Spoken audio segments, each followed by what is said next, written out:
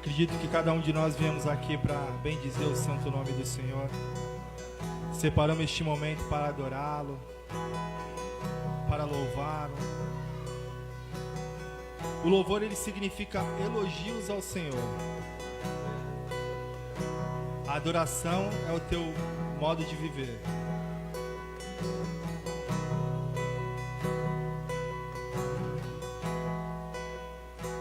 Senhor Deus e Pai, obrigado, Jesus. Obrigado por este momento, Senhor. Enquanto estamos aqui, Pai, te adorando e te bendizendo, Senhor, acreditamos, ó Pai, que conforme nós te adoramos, te bendizemos, o teu derramar vai ser maravilhoso. Estamos aqui, Senhor, para sentir um pouco mais da tua presença, Jesus. Em um só corpo, Jesus. Em um só louvor, em uma só adoração, em uma só língua, Deus. Se faz presente, Espírito Santo. Nos guia, Jesus. Fala aos nossos corações através dos louvores, Pai. Espírito Santo, tenha liberdade entre nós, Jesus. Visita esse pessoal de casa que está nos assistindo também, Senhor. Vai levando cura, restauração, Espírito Santo.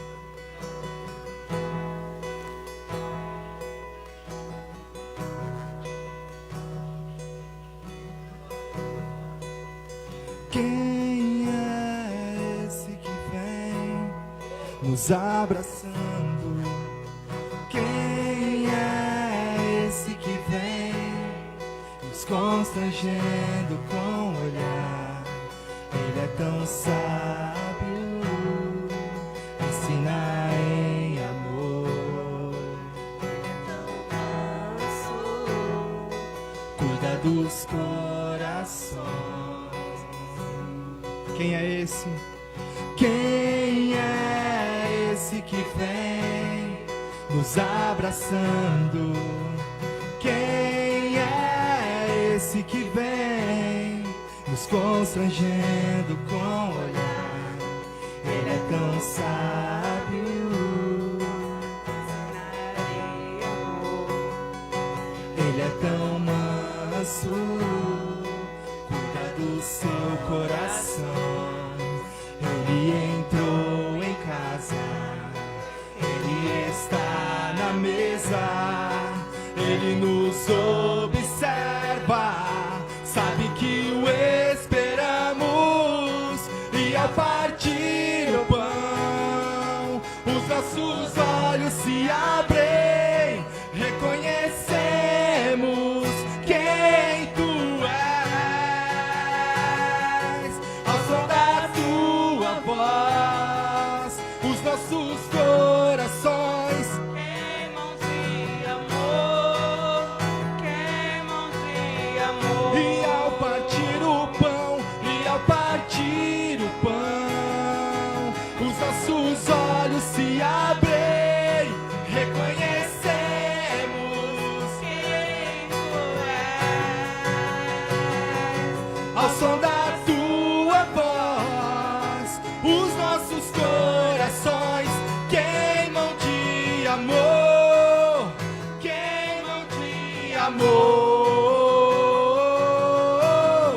Nós arrumamos a casa, perfumamos ela toda, nós preparamos a mesa, no lugar de honrar. Nós arrumamos a casa, perfumamos ela toda, nós preparamos a mesa, no lugar de honrar. Nós arrumamos a casa, perfumamos ela toda, nós preparamos a mesa, no meu lugar de honrar.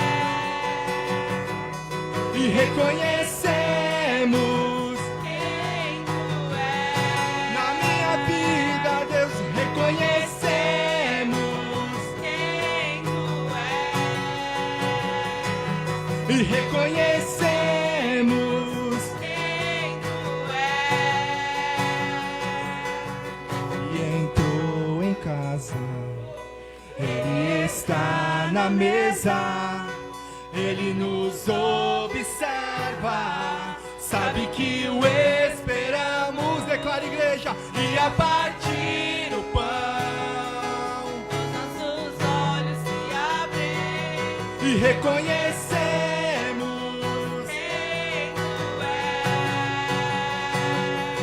ao som da tua voz, os nossos corações queimam de amor, queimam de amor. Nós arrumamos a casa, Perfumamos ela toda, nós preparamos a mesa. Tome o lugar de honrar. nós arrumamos a casa, Perfumamos ela toda, nós preparamos a mesa. tome o lugar de honrar.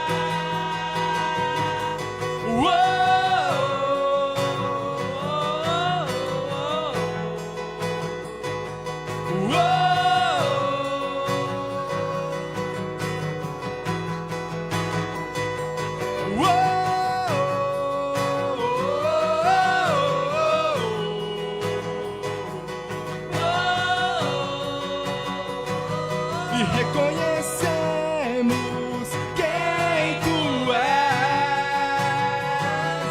E reconhecemos quem tu és. E reconhecemos. E reconhecemos. Tome o lugar e reconhecemos. Tome o lugar e reconhecemos. Tome o lugar de honra. Tome o lugar de honra. Tome o lugar de honra. Tome o lugar de honra.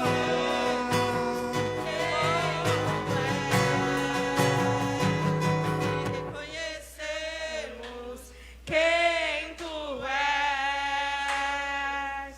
E reconhecemos. Quem tu és. E reconhecemos. Quem tu és. Reconhecemos. Quem tu és. Te reconhecemos. Quem tu Tome o és. lugar de honra. Aleluia, Jesus.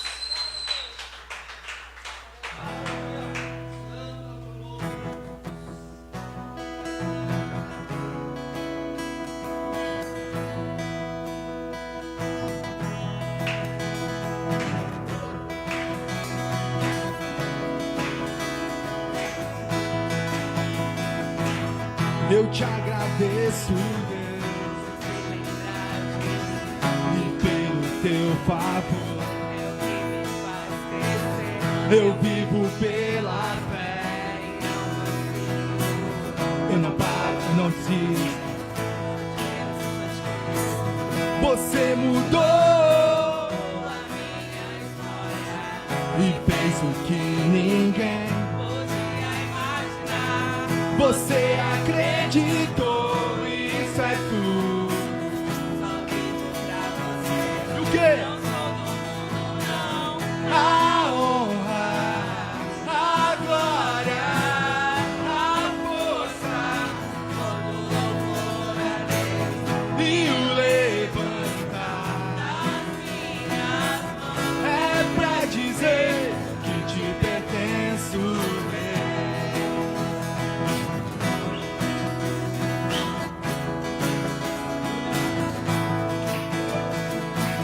Eu te agradeço, Deus, que no deserto não me deixou morrer e nem. E como aquela mãe que não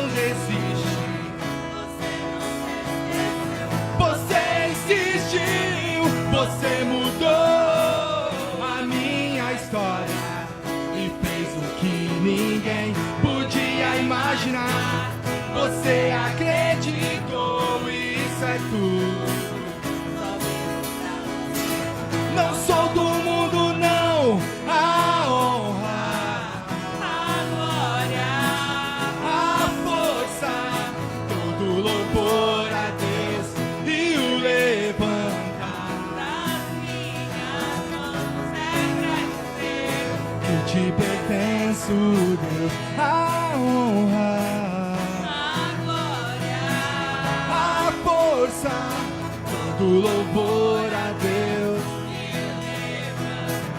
das minhas mãos é pra dizer que te pertenço, Deus. Eu não vou parar, gastarei minha vida aos teus pés. Eu não vou parar, gastarei minha vida aos teus pés. Declara, igreja. Eu não vou parar, Gastarei minha vida aos teus pés. eu não vou parar, eu não vou parar. Gastarei minha vida, Só as vozes e as palmas. A honra, a glória a força, todo louvor a Deus. e o levantar das minhas mãos é pra dizer Que te pertenço, Deus. A honra, a glória, a força todo louvor a Deus. e o levantar. Das minhas mãos é pra dizer que te pertenço,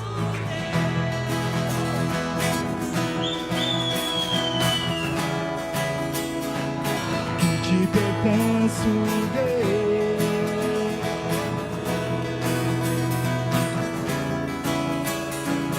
Que te pertenço, Deus. Aleluia.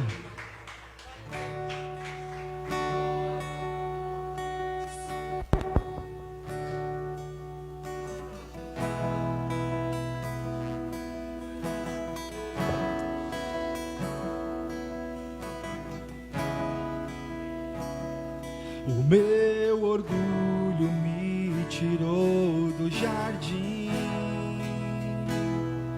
tua humildade colocou. jardim em mim.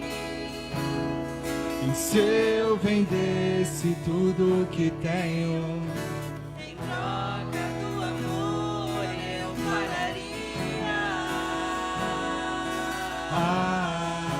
pois o amor não se compra, nem Se merece, o amor se ganha.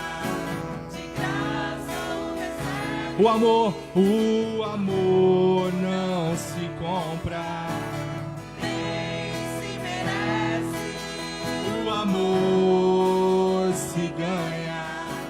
de graça o recebe. Eu quero conhecer. Sim, Deus, eu quero conhecer Jesus. Eu quero conhecer Jesus. Eu quero conhecer Jesus. Acabamos de declarar esta noite que queremos conhecer o Senhor. Até quando você quer conhecer o Senhor? Prepare a melhor adoração nessa noite. O céu está se abrindo, irmão. Esquece seus problemas, esquece tudo. Queremos te conhecer, Senhor. Eu quero Jesus. Eu quero conhecer Jesus. Declare, eu quero conhecer Jesus. Eu quero conhecer Jesus. Meu amado é o mais belo entre e milhares. O meu amado é o mais belo entre milhares.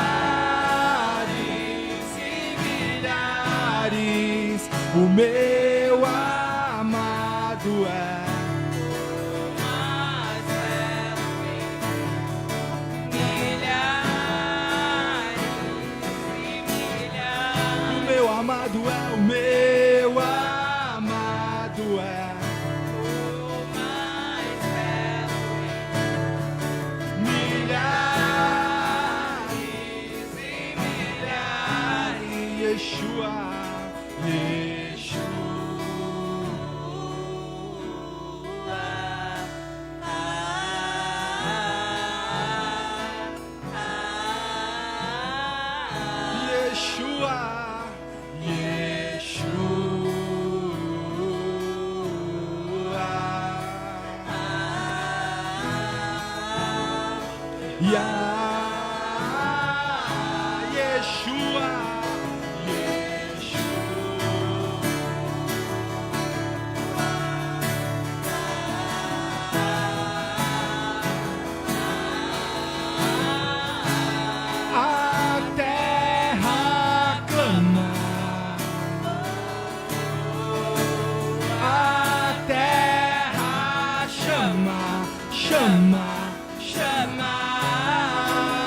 mais uma vez queremos ver o céu descer,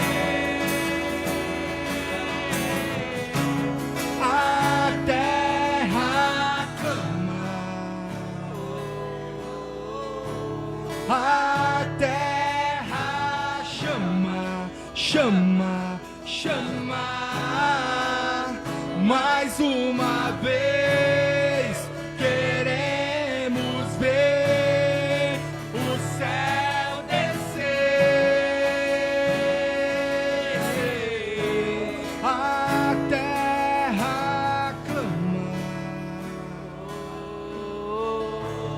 a terra chama, chama, chama. E mais uma vez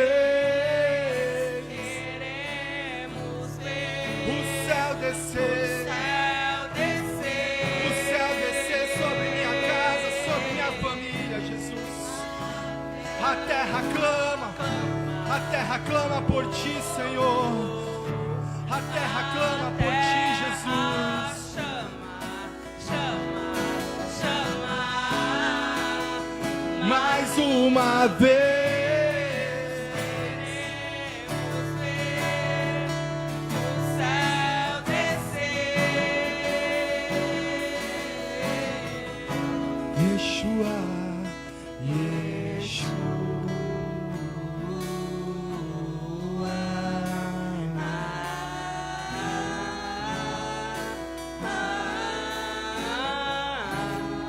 Yeshua,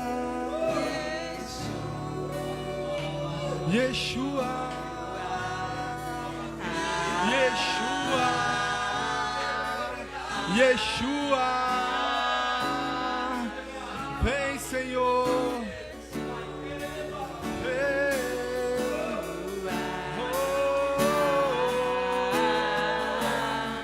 Queremos mais de ti, Yeshua, queremos mais de ti, Yeshua. Oh, Espírito Santo de Deus, clamamos por teu nome, Senhor, clamamos por teu nome.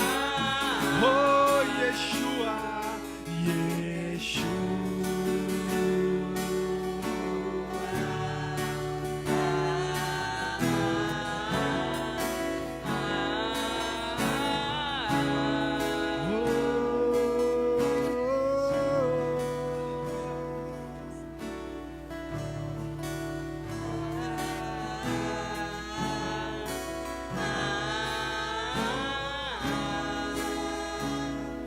Seja hoje, que seja agora, vem derrama o teu Espírito. Que seja hoje, que seja agora, vem derrama o teu Espírito. Que seja hoje, que seja agora, vem derrama o teu Espírito, Yeshua. Que seja agora, vem derrama.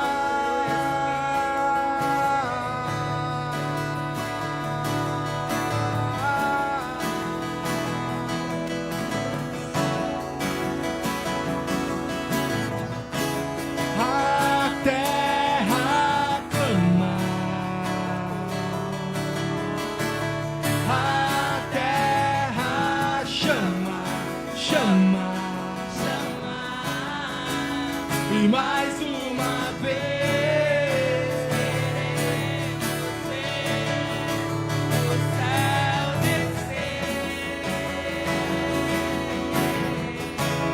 a terra clama, a terra chama, chama, chama.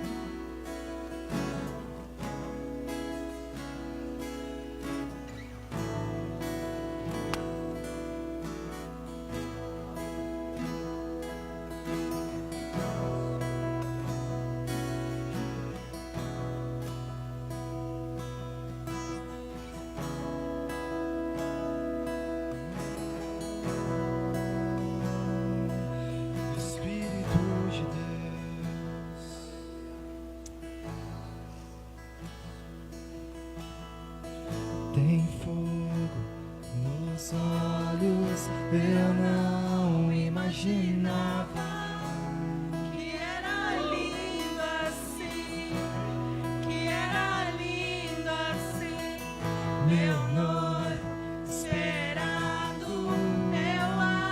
Eu abro a minha casa, Jesus, e pode morar aqui, pode morar aqui.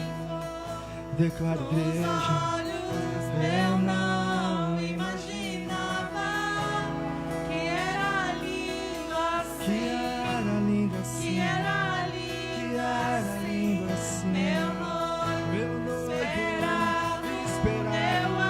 Eu abro a minha casa, eu abro a minha casa. Pode Oh, morar ele tem fogo nos olhos. Eu não imaginava, meu Deus, tão lindo assim, cuidando da minha vida, da minha família, meu Deus. noivo esperado. Eu abro a minha casa, pode morar aqui, Pode morar pode aqui, morar, pode morar aqui, pode morar aqui, Jesus. Pode morar aqui, Jesus. Oh, declare na sua casa, pode morar aqui, Jesus. Pode morar aqui. Reina em minha casa, reina em minha família, Deus. Restauração, cura. Vem, Jesus, pode morar aqui, Jesus. Pode morar aqui, Jesus. Pode morar aqui. Tu és lindo, meu noivo esperado. Meu noivo eu abro a minha casa, eu pode abro meu morar aqui, Vem, Jesus, pode vem, morar Jesus. aqui. Não limite a sua adoração, Senhor. Eu abro a minha casa. Eu abro a minha casa. Eu abro a minha vida, Deus.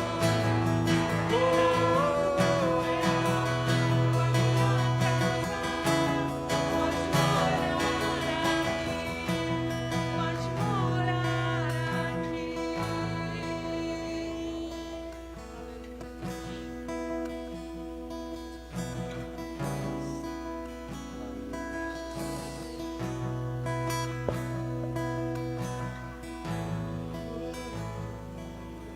Aleluia, aleluia, Jesus Santo é o teu nome, Jesus.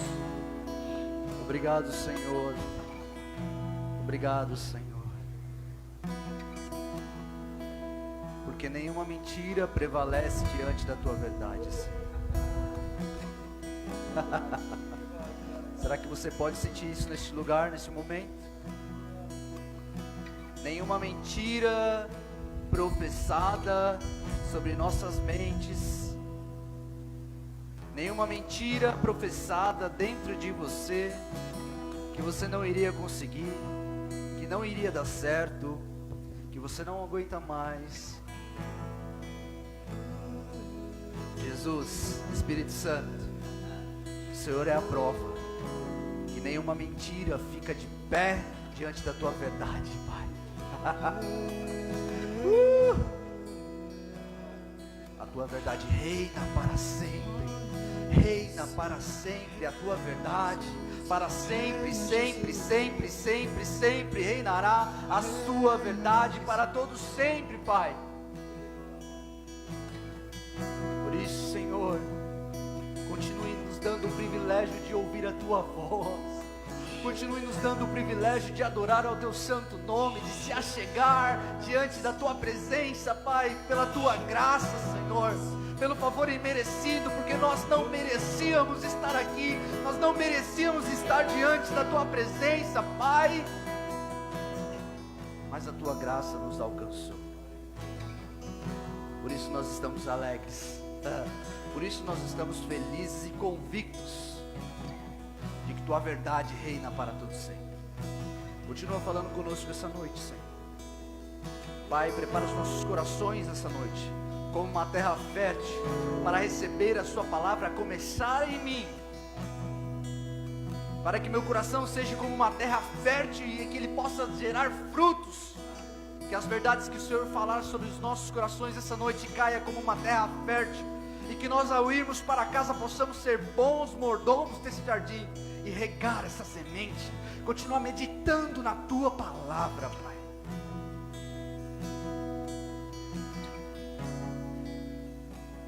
Em nome de Jesus, amém. Pode se sentar no seu lugar.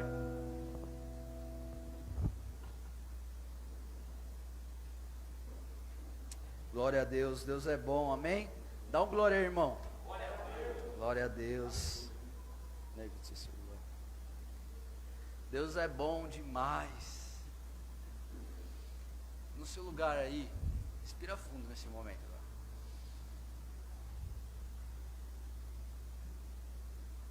Agora feche os olhos. Feche seus olhos. Você que respirou fundo. A presença de Deus é tão poderosa neste lugar, que você que respirou fundo agora, e você não sentiu uma leveza, eu quero orar por você nesse momento. Se você sentiu essa leveza no teu coração, você fala mais. Se você por acaso respirou fundo e você não sentiu essa leveza, eu sinto no meu espírito, porque a Bíblia diz que o Espírito testifica no nosso espírito. É no Espírito que Ele toca. O Espírito acessa o nosso espírito, e Ele toca o nosso espírito, então a nossa alma é liberta, e ela começa a se alegrar. Então quem sabe você respirou fundo e não sentiu leveza, a leveza do Espírito. Neste momento, Santo Espírito, você que passeia nos mesmos louvores, eu estou convicto que você passeia no meio de nós.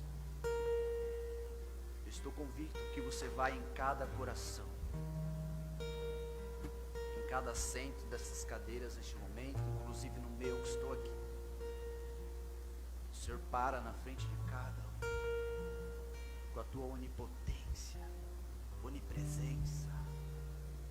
E o Senhor Santo Espírito, que é o doador da vida, o Senhor Santo Espírito, que é a fonte da alegria, que é o príncipe da paz, derrama azeite sobre essas almas nesse momento. Derrama azeite, Santo Espírito, sobre cada ferida neste momento. Restaura, restaura, restaura, restaura. Eu sinto, eu creio, eu acredito que os espíritos ministradores da parte de Deus, a Bíblia diz que o Senhor dá ordem aos seus anjos ao nosso respeito, anjos que vêm ao nosso favor para tirar o pus das feridas, para tirar as feridas profundas da sua alma, colocando o azeite, começa a brotar. Talvez você não sinta isso agora, mas Ele já está colocando isso dentro de você e está começando a brotar uma nova vida em ti. Essa é a promessa para nós. Você talvez não chegou ainda no auge, na paz que você queria, você ainda não chegou no lugar na onde você queria estar. O Espírito pede para te dizer neste momento, Ele pede porque Ele é educável, e Ele diz: para de buscar nos lugares aonde não eu estou, para de buscar nas fontes que não é inesgotável. Todas as outras fontes, uma hora elas secam, outra hora elas brotam, outra hora elas secam. Vem até a mim, uma fonte inesgotável. Aquele que tiver sede, vem e beba. Percebe? Aquele que tem sede, vem e beba. Você precisa ir. Pai, nos ajuda aí mais fundo essa noite, Pai. Santo Espírito, me ajuda a ministrar a sua santa palavra. Dai-nos graças, Senhor, porque nós somos apenas homens, carentes da Tua presença. Por um acaso, por uma graça, o Senhor escolheu habitar em nós. Amém? Glória a Deus. Vamos dar uma salva de palmas para Jesus também. Glória a Deus. Hoje a gente vai iniciar uma nova série. Talvez ele vai rolar todo o mês de outubro. E a série é Haja Luz. Enquanto eu ganhei folga, ganhei uma bela de uma folga, eu fiquei praticamente um mês, parece que não. Eu sei que vocês não gostam tanto assim de mim, mas eu fiquei praticamente um mês sem ministrar aqui. Você vê que legal? Ontem eu estava falando com o negão, né? E eu falava e eu me alegrava. Porque assim, mano, se amanhã não for lá, da hora, porque vai rolar do mesmo jeito. E é assim que tem que ser a igreja. A igreja não pode ser estruturada em homens. O pastor não foi, a igreja está pela metade. É uma igreja que não está olhando para Cristo. Então eu ganhei uma folga muito boa. E aí foi assim, o Neto pregou, depois o Salinas pregou, depois meu pai pregou. Então quase um mês. E nesse período eu fiquei buscando o Espírito Santo, perguntando, que eu sempre costumo fazer isso: o que o Senhor deseja que eu fale? O que o Senhor deseja que eu ministre? O que nós como igreja, o que eu preciso ouvir nesses dias? Onde a gente tem recebido tantas más notícias, e às vezes essas más notícias vêm de nós mesmos, vêm do nosso eu, do nosso interior, do nosso homem, da nossa natureza. E aí eu orando, e esse quase um mês sem ministrar aqui, alguns 3 dias atrás mais ou menos, o Espírito colocou no meu coração: haja luz. Aí eu falei: mas pai, haja luz, o que o Senhor está querendo dizer com isso? Aí ele falou assim: compartilha com a igreja os temas que quem sabe são enigmas, ou quem sabe são como uma interrogação em nossa mente, ou que quem sabe foram mascarados durante anos, ou que quem sabe ninguém quis falar abertamente, que por exemplo, você não é obrigado a dar um dízimo numa igreja. E eu sei que quando eu começo a falar disso, já começa a arrumar um monte de pessoas que estão contra aquilo que a Bíblia diz, porque foram mascaradas as verdades bíblicas, mascaradas. Essa é a ideia de Satanás desde o princípio. Quando ele chegou em Adão e Eva, ele distorceu a verdade. E ele continua trabalhando exatamente dessa forma. Existe uma verdade que liberta a nossa história, que liberta a nossa vida, e o inimigo está constantemente tentando distorcer essa verdade. Percebe? Ele não vem com a mentira de cara, ele vem com uma verdade distorcida. Vocês estão entendendo o que eu quero dizer, gente? Amém? Então nesse diálogo aí, quem puder, tem água? Tem, vou beber água. Vocês deixam eu beber água? Dá um amém, gente.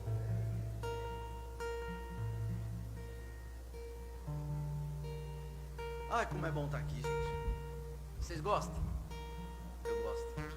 Estar na presença de Deus é a melhor coisa. E aí eu, nesse diálogo com Deus, ele falou assim: haja luz. E tem um termo que a gente usa na teologia, que é, eu tenho uma honra assim, sabe? Se você estiver me assistindo agora, que eu sei que um deles, de vez em quando eles assistem, dos professores do CTPAV, o Salinas também foi um dos meus professores. Eu tenho a honra de ter professores muito bons, muito bons mesmo, cara formados lá fora, outro fala grego, outro fala, os caras são bons de Bíblia, né? Obrigado. E aí, você que estiver me ouvindo, é uma honra. Se você, quem sabe, professor aí, é uma honra por poder estar aprendendo com vocês. E uma das coisas que eles me ensinaram sempre, que eles sempre falam no seminário, é o seguinte: quando o Espírito Santo falar com você, não diga que você acabou de ter uma revelação. E eles são até meio rígidos nisso. Como assim? Foi uma revelação, eu nunca tinha percebido nessa palavra dessa forma. É uma revelação. Aí ele: não, cuidado, porque Deus já deixou a revelação. Paulo diz que se alguém te apresentar outro evangelho a não ser o de Jesus Cristo crucificado, que seja anátema, seja mentiroso. Então existe já uma revelação que ele colocou, que é a palavra de Deus. Então quando você estiver na sua casa e de repente você leu aquele versículo que você já leu várias vezes, mas de repente você leu, você fala assim: nossa, eu nunca tinha lido esse versículo desse jeito. Haja luz. Vocês estão entendendo? E aí eles dizem assim: diga sempre que é uma iluminação, que o Espírito Santo trouxe luz àquilo que você não estava enxergando, ou aquilo que não era o tempo de você enxergar. Também tem essa. Então, durante essas quartas, durante esse mês, o Espírito nos dando graça e sabedoria, e assim Ele permitindo, eu gostaria de discorrer alguns temas dos mais, quem sabe, polêmicos, ou que é uma interrogação. a gente sempre costuma dizer aqui que o maior desejo nosso não é que você saia chorando daqui. Porque muito difícil a gente vai fazer, talvez, a não ser que o Espírito queira, mas uma mensagem emotiva que vai fazer você chorar. Só que você vai chorar, você vai chegar em casa, vai estar do mesmo jeito, porque a emoção ela passa, a alma ela engana. Vocês entendem? Amém, gente? Agora, a Bíblia diz sobre uma transformação. Romanos 12 fala, culto racional. Romanos 12, capítulo 1 e 2. O vosso culto racional. Um Deus espiritual falando para a gente ter um culto racional. Ou seja, resumindo aqui, eu vou parar de enrolação. A gente precisa ter razão, entender, crer também é pensar, já dizia um escritor, que eu não lembro o nome dele agora. Crer também é pensar. Por muitos anos nós cristãos vivemos 20, 30 anos dentro da igreja, e aí a gente sente com alguém que quem sabe é de outra religião, e eu não tenho nada contra isso, porque eu não sou de religião nenhuma. Pode ser um dos temas que a gente pode discorrer também, sobre religião, porque cristianismo não é religião. Enfim, a gente vai conversar algumas coisas sobre isso também. Vocês se animam nisso? Então, muitos anos, às vezes você senta com alguém que sei lá, de uma religião que não é, que você não compactua, entre aspas, vamos dizer, mas respeita. É interessante enfatizar isso. O cara vai te dar um banho de Bíblia. Só para vocês terem noção do que eu estou falando, uma vez fizeram uma pesquisa sobre um ateu, um judeu, um cara que, sei lá qual que era a religião dele, aí, sabe, vários tipos de religiões, fizeram algumas perguntas bíblicas, e aí teve um ranking. Quem ganhou em primeiro lugar nas respostas bíblicas, falou, é isso que está escrito, o texto quer dizer isso, essa é a interpretação do texto. Foram os ateus. O cristão ficou em sexto lugar, porque não lê Bíblia. E o que liberta é a verdade. Se a gente não lê e não entender de forma correta, a gente pode ter uma verdade distorcida. Mas graças a Deus pelo Espírito Santo. Amém? Então abre 1 Coríntios. Hoje o tema é haja luz sobre a Santa Ceia. Hoje nós iremos ceiar. E aí a gente costuma dizer Santa Ceia, mas esse termo não tem na Bíblia. Não está escrito isso na Bíblia, a não ser que fosse a linguagem de hoje. Na Bíblia é apresentado como ceia do Senhor. Como vai ser o sonho, só a chuva aí, gente. 1 Coríntios, capítulo 11.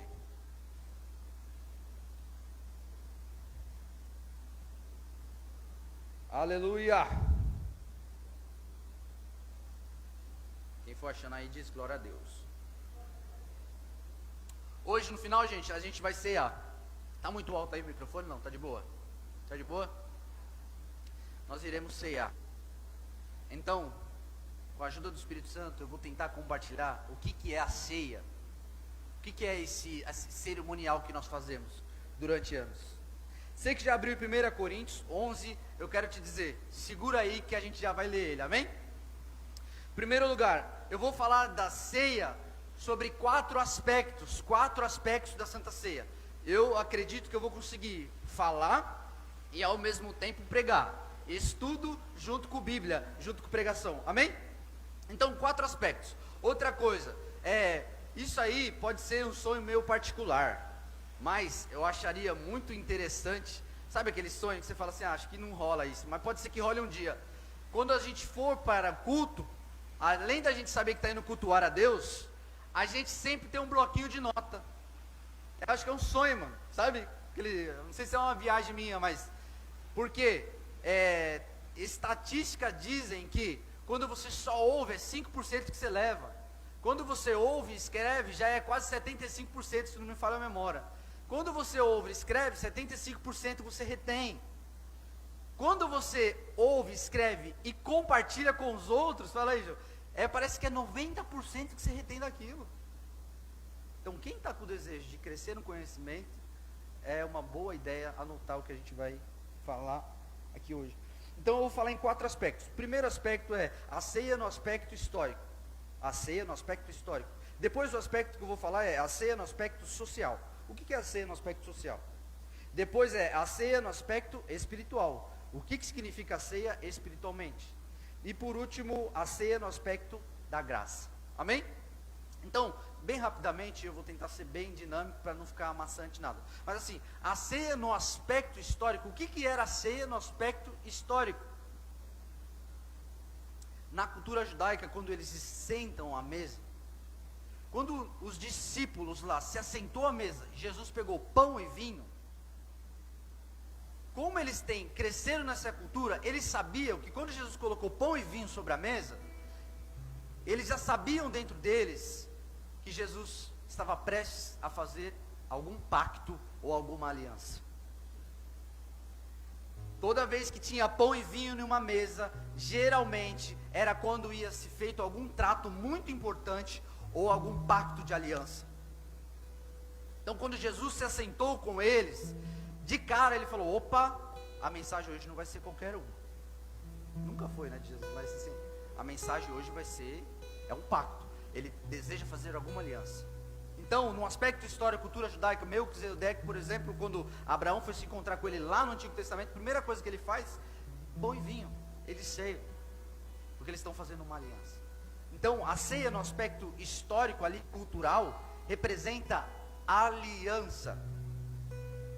Amém? Outra coisa que na cultura judaica só se assenta à mesa quem é íntimo.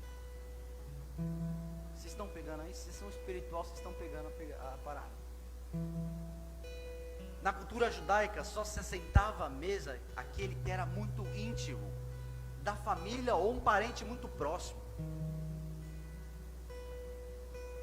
Então, num contexto ali social e histórico deles, eles sabiam que eles só estavam ali porque eles tinham intimidade com Jesus. Amém? Vamos lá. A ceia no aspecto social. O que ela representa? Já se perguntou? Todo mês a gente faz isso. E quem sabe se a gente pudesse sair daqui hoje, sabe, desejo assim que a gente saísse entendendo que toda vez que a gente vê o pão e o vinho, a gente entendesse, olhasse diretamente para a cruz. Que esse é o intuito, é simples, mas a gente focaliza o cerimonial e ritual. A ceia no aspecto social. Aí eu vou ler 1 Coríntios 11. O que é a ceia no aspecto social? Para aqueles dias e para os dias de hoje. 1 Coríntios 11, eu vou ler versículo 20 e 22. Correu até baixo. 20 e 22. Diz assim: pois quando vocês reúnem-se como igreja, não é para comer a ceia do Senhor. Percebe aqui, gente, ceia do Senhor? Não é para comer a ceia do Senhor. Porque quando comeis, cada um toma antes a sua própria ceia, sem esperar pelos outros. E dessa maneira, enquanto um fica com fome, o outro se embriaga.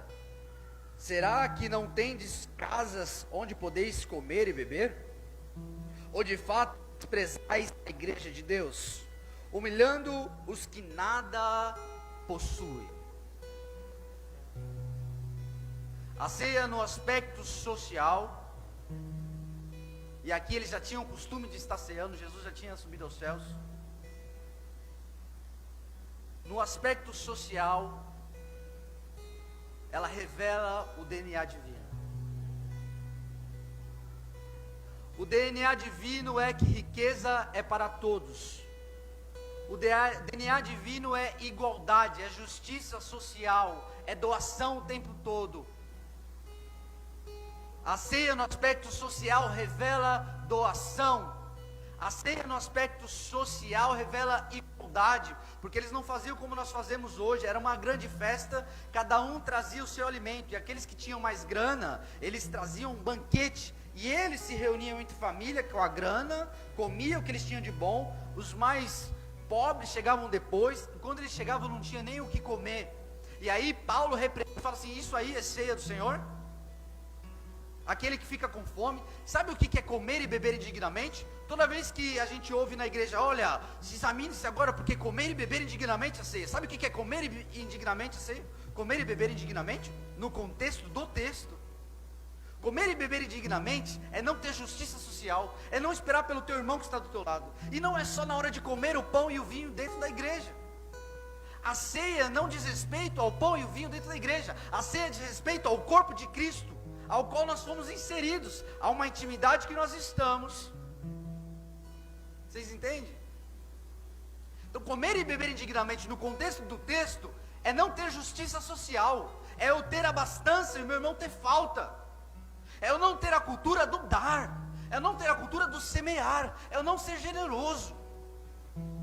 Isso é comer e beber indignamente, ou seja, você está no corpo de Cristo e não está com o DNA dele, porque o DNA de Cristo é doação o tempo inteiro. Eu e o meu próximo, eu bem, o meu próximo bem. E agora eu vou animar o coração de vocês, para desmistificar. Esse não é o tema de hoje, mas pobreza. Ele é pobre e humilde. Tem até um versículo que fala: sejam pobres e humildes de coração. No original está falando assim: um coração rendido, não um coração soberbo. Porque pobreza não é espiritual. Pobreza não vem de Deus. Ela até pode ser espiritual, mas no céu não existe pobreza. No céu não existe falta. E vou melhorar: no reino não existe falta. Agora, a teoria é muito boa, a prática, que é a verdadeira, revela o verdadeiro cristão. Muita gente critica várias outras religiões, igrejas. Nossa, eles pegam desse jeito. Meu, você já viu o que eles fazem? O que você está fazendo? Nós temos facilidade de criticar, nós temos a facilidade de repente trazer o problema. Pouco nós queremos botar a mão na massa e se doar, sujar as mangas. Vocês estão entendendo o que eu estou querendo dizer? Então a teoria, ela é muito bonita, a prática, que ela é muito mais complicada e revela o verdadeiro cristão que nós somos. Se eu estou comendo e bebendo dignamente ou não. Amém? Continuando, 27 ao 32. E vai enfatizar e vai embasar o que eu estou falando, para não ficar nas minhas palavras. 27, continua, tá? 27 ao 32. Pulei, né? 27 ao 32. Diz assim: por esse motivo, quem comer do pão e beber do cálice do Senhor indignamente, será culpado de pecar contra o corpo e o sangue do Senhor. Examine, pois, cada um a si mesmo, a si próprio, e dessa maneira coma e beba do cálice. Pois quem come e bebe sem ter consciência do corpo do Senhor, come e bebe para sua própria condenação. Por essa razão, há entre vós muitos fracos, doentes e vários que já dormem. Contudo, se nós tivéssemos a cautela de julgar a nós mesmos, não seríamos condenados. No entanto, quando somos julgados pelo Senhor, estamos sendo corrigidos a fim de que não sejamos condenados juntamente com o mundo.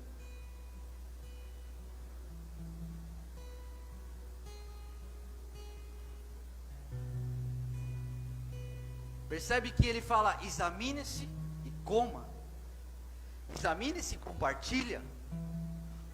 O espiritual da ceia não é beber simplesmente, é partilhar. E Jesus não estava falando só do pão, porque ele falou: esse é o meu corpo. E aí ele fala assim: fracos e doentes, porque não discernem o corpo. E aí comprova exatamente o que eu estou compartilhando com vocês. Não discerne o corpo. Nós estamos em um corpo. Se o meu irmão está enfermo, ele faz parte do corpo, automaticamente eu estou enfermo. Se o meu irmão está em falta, automaticamente eu estou em falta. Por isso há muito vós fracos e doentes, porque vocês não estão discernindo o corpo. Tudo se discerne em um corpo, em uma unidade. Uma igreja forte é uma igreja unida, cada um na sua função. O corpo. Então a ceia, no aspecto social, ela revela justiça para aqueles dias e para os dias de hoje. Ela fala para a gente se examinar, para ver se Mamon não está reinando dentro de nós. Vitor, qual que é o segredo então? A Bíblia já deu. Qual que é o que eu tento fazer como ser humano sempre? Examinar-se.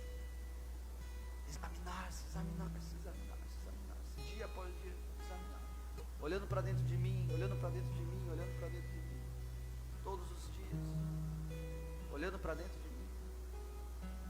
Senhor, onde que eu tenho errado? Onde eu posso melhorar? Pai, Mamon está reinando. Eu te desafio, irmão.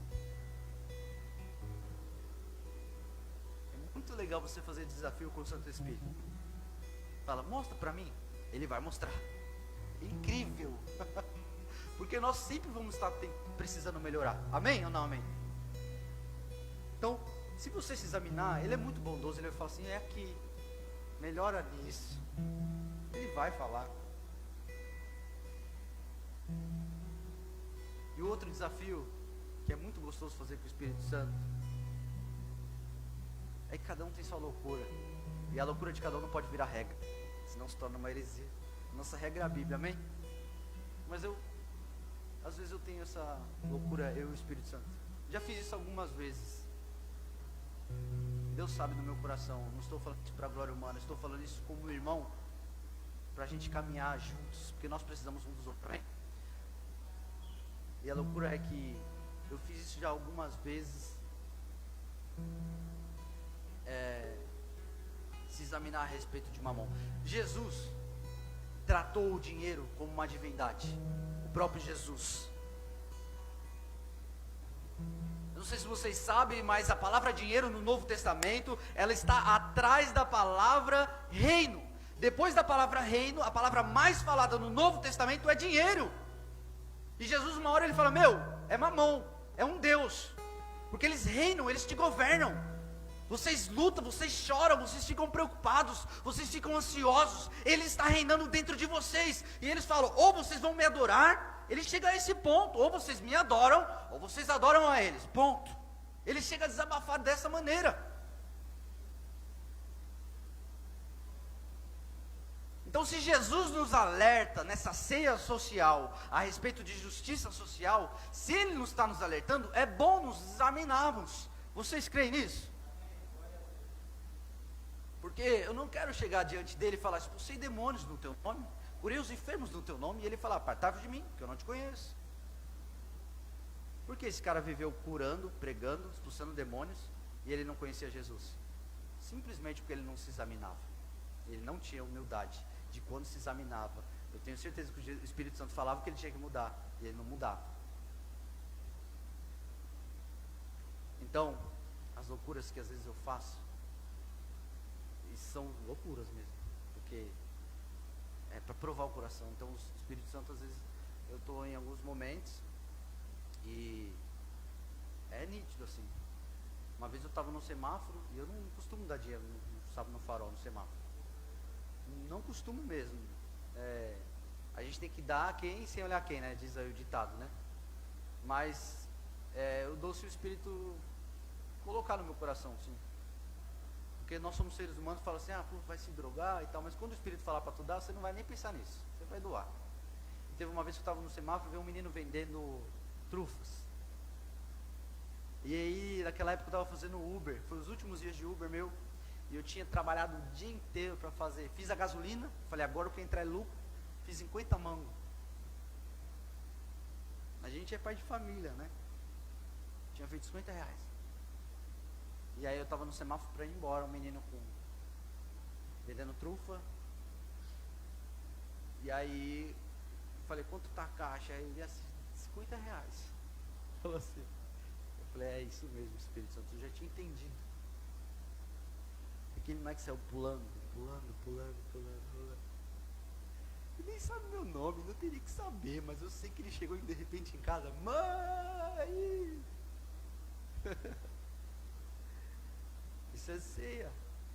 Ceia no aspecto social.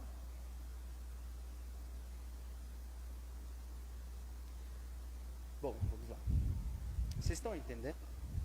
Amém? Todo mundo quer? Dá uns glória, irmão, vocês são pentecostais.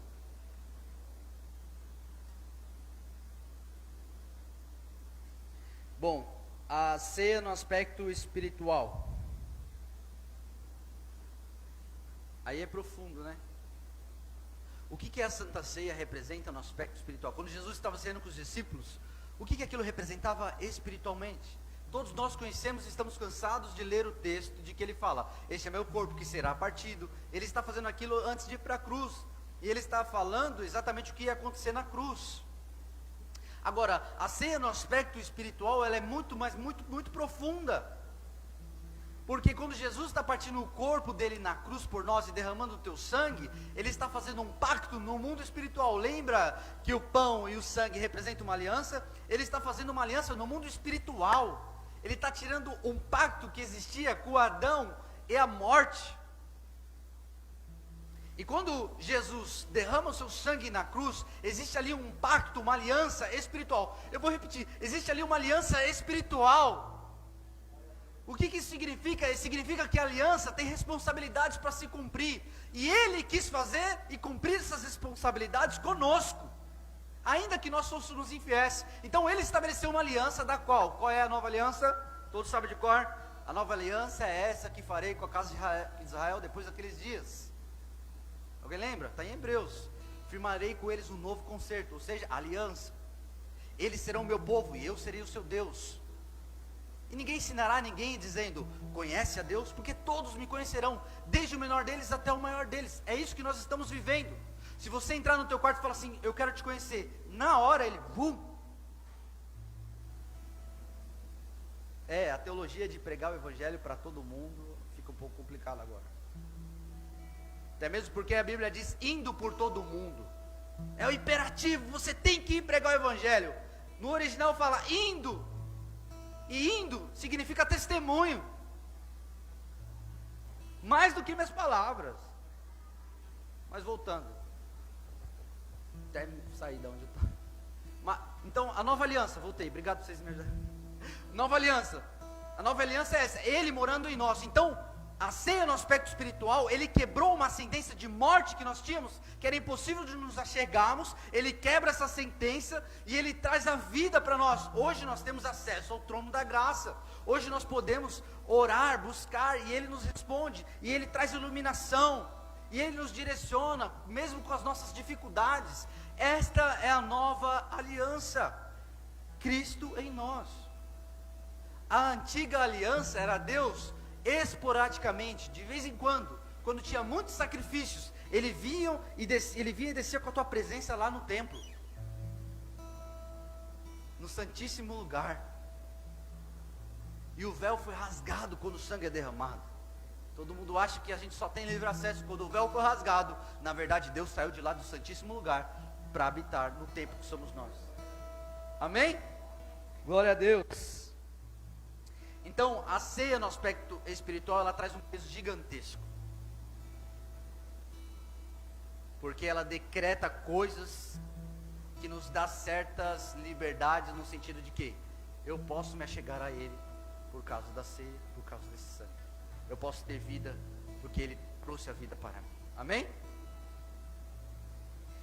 Para finalizar, tá vendo? Fui rápido, não fui? Não? Tá chato. A ceia no aspecto da graça, que também da cruz, da graça, está tudo junto ali, mas eu senti de colocar isso aqui. A ceia no aspecto da graça foi desta mensagem de tudo que mais tocou e impactou o meu coração. Eu estava fazendo esse esboço, só que quando chegou na ceia, eu falei assim: eu preciso colocar a ceia no aspecto da graça, porque eu fui impactado por essa palavra. O Espírito da verdade nos guiará em toda a verdade. E aí ele me levou. É estranho, né? Mas essa é a nova aliança, irmão. Não seja preguiçoso também, irmão. Vá até ele, viu? Mas a nova aliança, você pode acordar com ele falando contigo. A nova aliança, ele pode te dar um sonho, te dar uma música, quando ele quer falar. E aí ele me levou para uma passagem que eu confesso que eu já tinha ouvido, lido, mas nunca a fundo. E essa passagem retrata muito bem a questão ceia. Essa passagem simboliza e mostra exatamente o que Cristo fez por nós. E aí eu vou pedir para que vocês abram em 2 Samuel, capítulo 9, e eu vou ler versículos 3 ao 7.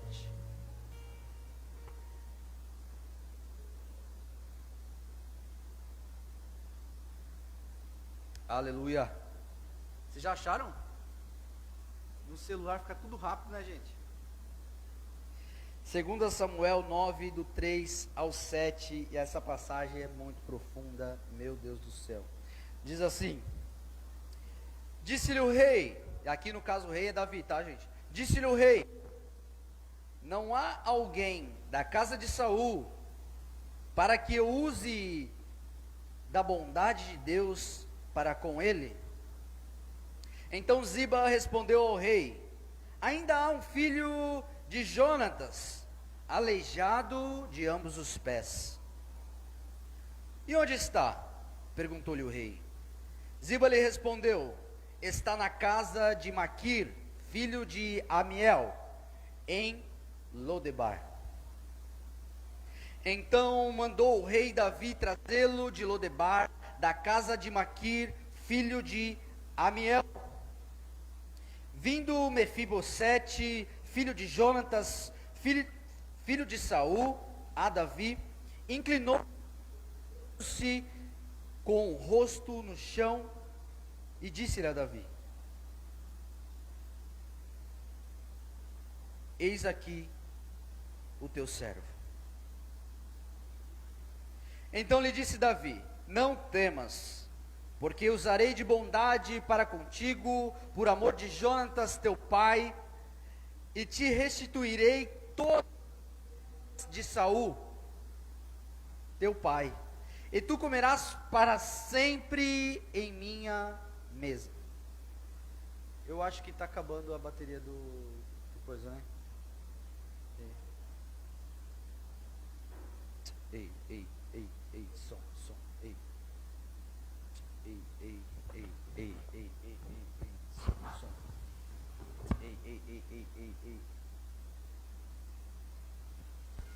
Ei, foi. Vou ler o último versículo, amém, gente? Amém? Diz assim: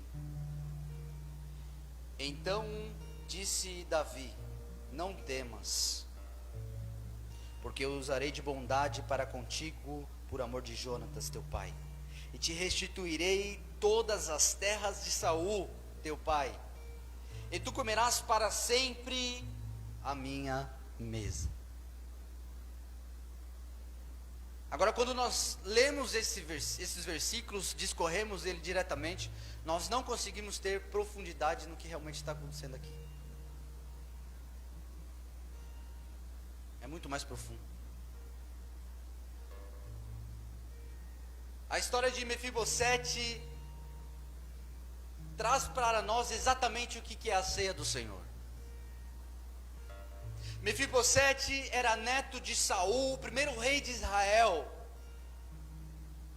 que começou a sua trajetória muito bem, obedecendo os preceitos de Deus, mas que no meio do caminho deixou de obedecer a Deus, e o seu reinado foi um fracasso.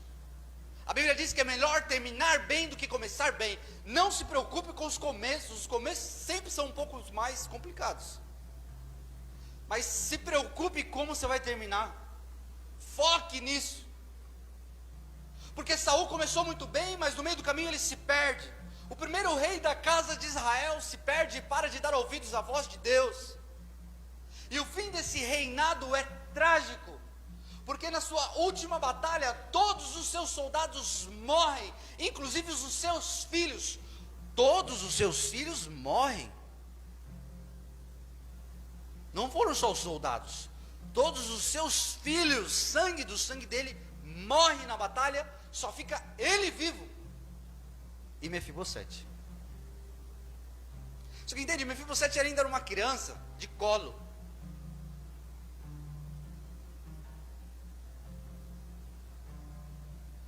Tudo isso para falar da ceia. Mas gente, isso é incrível. Porque quando todos os seus filhos morrem, o rei Saul tira a sua própria vida. Ele se suicida. Então, Mefibosete, uma criança de colo, estava na ama, babá, que cuidava dele. quando ela ouve essa notícia, que todos morreram, o rei se matou, ela pega aquela criança e sai correndo, porque ela sabe que na cultura ele seria o próximo a ser o rei, ou o próximo a ser morto, por aquele império que estava querendo reinar. Vocês entendem? Ela sai correndo e vai proteger essa criança. Eles vão matar, ele é indefeso, eu irei protegê-lo.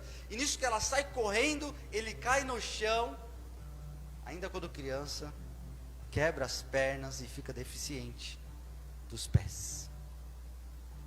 Então ela leva essa criança para uma cidade muito longe, chamada Lodebar, que no seu significado significa terra do esquecimento, ou mais perto do original é terra onde não tem pasto. Lodebar era conhecido como uma cidade onde todos os coxos, cegos e doentes moravam. Aqueles que eram imperfeitos iam para Lodebar, aqueles que eram esquecidos iam para Lodebar.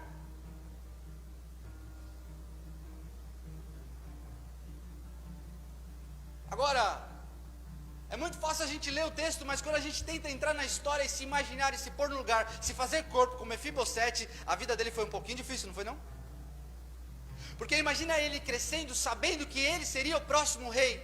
Imagina ele crescendo, tendo o trauma de saber que o seu pai tirou sua própria vida, no caso seu avô, e seu pai morreu na guerra. Sabe, a alma, a mentalidade, os traumas que esse menino tinha, e toda a chance que ele tinha de reinar, ele ainda ficou paralítico. E como um paralítico, ele era excluído da sociedade. E ele cresce na terra do esquecimento. Um rei destinado ao trono na terra do esquecimento.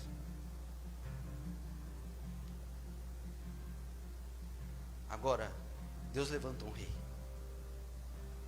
Deus levanta o rei que escolhe reinar com justiça. Deus levanta o rei que errou muito mais do que Saul, mas estava muito mais preocupado de como ia terminar. Esse rei era Davi.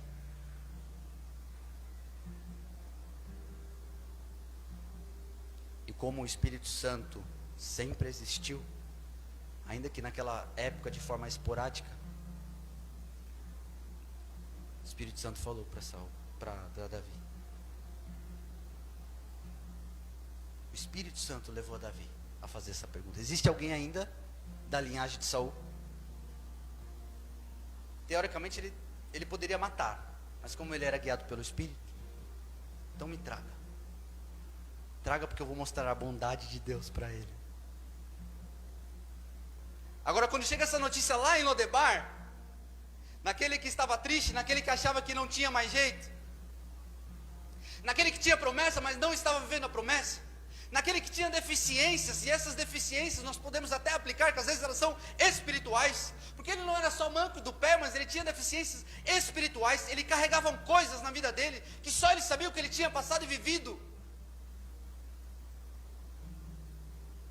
Quem sabe ele estava nessa terra de Lodebar, quem sabe ainda infiel, no sentido de que Deus não olhou para mim na história. A minha história é uma história de tristeza, é uma história trágica, eu só sofro, minha história não deu certo, eu sou um esquecido aqui em Lodebar, e pior de tudo, sou limitado. Não tenho como eu guerrear, fazer um exército, fazer nada. Só que Deus tarda, mas não falha, é pro lado bom. A gente costuma ouvir, Deus tarda, mas não falha. Mas a Bíblia diz em Romanos que a justiça de Deus é Cristo. A justiça vem a galope. A Bíblia diz em Romanos que a justiça veio e é Cristo. Você não pode pagar os seus pecados, não tem como. Só Ele. Por isso a justiça que veio sobre Cristo. Por isso que ela não recai sobre nós, a causa de não sermos consumidos. E aí, Mefibosete lá, vem alguém e fala: o rei Davi está te chamando. Morri, vai me matar. E ele chega nos palácios lá. Quem sabe ele voltando para Jerusalém, ele fala: por aqui meu avô reinou, por aqui meu pai reinou e lutou. Eu tenho história aqui, ainda que eu era criança. Eu tenho promessa. Pai, hoje eu vou morrer, Davi vai me matar. mas eu tenho promessa, eu sou descendente. Vocês conseguem compreender isso? Agora, quando ele chega diante do rei, acontece a Santa Ceia, ou a ceia do Senhor, como diz na Bíblia. Quando ele chega diante do rei, o rei diz: olha, não temas.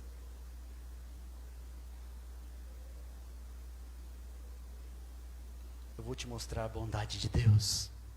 E aí no último versículo, Davi fala assim: olha, além de tudo, eu vou restituir todas as terras de Saul, teu avô, para você. Ficou rico, próspero, assim, o decreto do rei. O que era a terra de Saul? Agora é de Mefibosete, porque ele tem promessa, ele é filho de Deus vivo, Altíssimo. O que era dele, o que não é, o que foi roubado, restitui, traz de volta, porque quem tem promessa, aquele que o Senhor escolheu, aquele que o Senhor prometeu, Ele mesmo faz.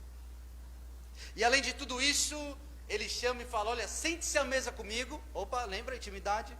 Quando ele se assenta à mesa, a deficiência dele estampa, porque os pés dele estão para baixo da mesa. E é aí que eu digo que ilustra exatamente a Santa Ceia do Senhor, Deus restituindo tudo aquilo que nós éramos indignos, porque quem sabe nossos pecados passados nos trouxeram até aqui, por isso nós somos deficientes. Só que olha como ilustra isso a ceia do Senhor. O rei chama e fala: eu vou restituir. Por quê? Porque eu quero restituir, eu vou agir de bondade. Mas e minha deficiência? Não, senta na mesa aqui, eu não vou olhar para ela, eu vou agir de bondade. Isso é a ceia do Senhor, a intimidade, um favor imerecido, um sangue derramado na cruz, por aqueles que eram deficientes, que estavam lá em Lodebar, esquecidos. Quem sabe eu e você muitas vezes duvidamos e achamos que todas aquelas promessas que um dia foram professadas sobre nós não irão se cumprir. Mas a verdade é que um dia, quando o rei decide te chamar para a mesa, começa uma nova história.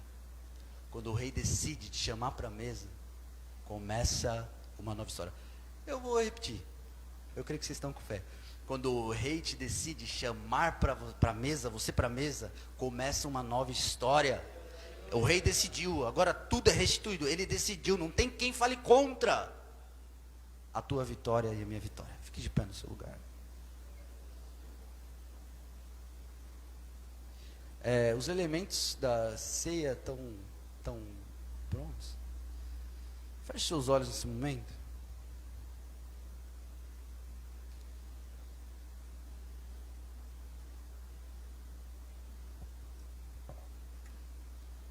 Pai, nós queremos te agradecer pela sua palavra, Senhor.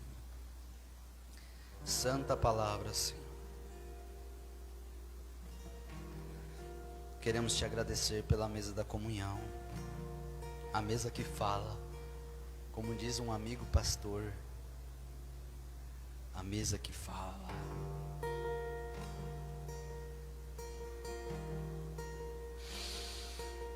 Ah, Jesus. Obrigado por nos convidar a sentar à mesa, Senhor.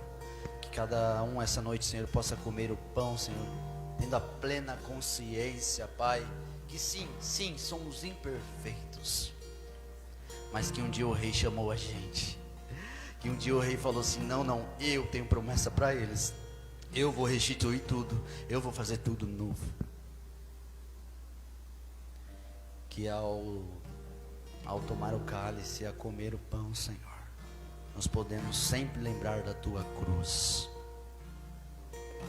Não queremos idolatrar o momento, não queremos idolatrar o pão e o vinho, mas, Pai, nós queremos te adorar e saber que foi o teu sacrifício por nós, o favor imerecido que nos traz vida, intimidade, que traz justiça social, que faz o nosso coração ser generoso, investir no teu reino sempre, em pessoas sempre. Esse é o memorial que nós fazemos todo mês, Pai, lembrando da tua cruz, daquilo que o Senhor fez por nós. Tirou a gente de Lodebar e está fazendo da nossa vida uma nova história, porque Tu és o Rei e decretou isso na cruz do Calvário.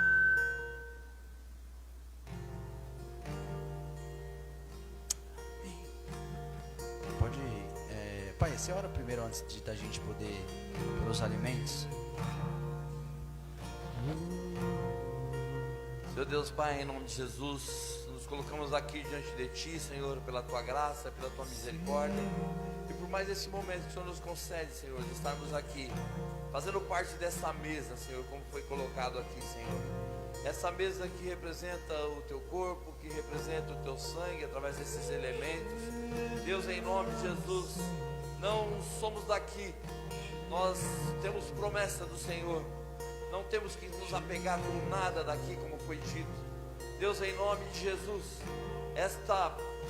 esse simbolismo, esse momento que aqui iremos compartilhar agora, desse Teu corpo, desse Teu sangue, através desses elementos, seja mesmo, Senhor, estabelecido o Teu reino sobre nossas vidas, Pai, não para exclusão, mas sim para a inclusão. É isso que foi dito aqui, colocado dessa maneira.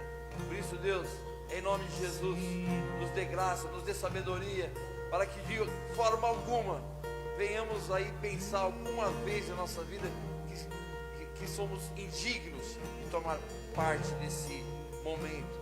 Deus, em nome de Jesus, obrigado por mais essa oportunidade. Amém.